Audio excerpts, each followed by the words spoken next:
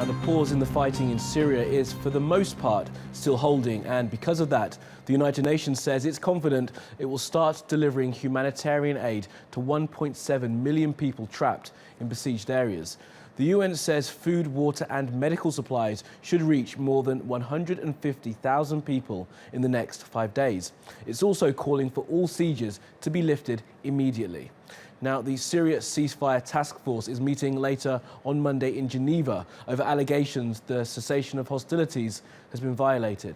Activists say military jets hit the town of Tal Bisa in Homs province on Sunday. The Syrian Observatory for Human Rights says more airstrikes killed 3 people and wounded dozens in 2 towns in Idlib province. And the town of Kutab al-Jabal in Aleppo province was also targeted, but so far the aircraft involved have not been identified. France's foreign minister has asked for these incidents to be investigated immediately. We have received indications that attacks, including by air, have been continuing against zones controlled by the moderate opposition. All this needs to be verified. France has therefore demanded that the task force charged with overseeing the cessation of hostilities meets without delay.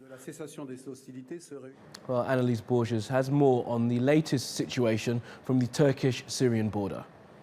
The UN says it sees the cessation of hostilities as a window of opportunity, and it is organizing the delivery of life-saving supplies to besieged areas in Syria with partners on the ground. The UN says it's also negotiating with warring parties to deliver aid to 1.7 million Syrians who are trapped in hard-to-reach areas across the country. Now, the UN is pushing for humanitarian aid to be delivered in Syria. It says as many as 500,000 people are living under terrible conditions in besieged cities across the country. And the UN Special Envoy for Syria, Staffan de Mistura, has said much more needs to be done to help those people. The UN says hundreds or perhaps even thousands may have already starved to death. The situation for these people is desperate. Meanwhile, the Syrian High Negotiations Committee has written a letter to the UN Secretary General Ban Ki-moon saying that Bashar al-Assad's regime, Russia, Iran and other foreign armed units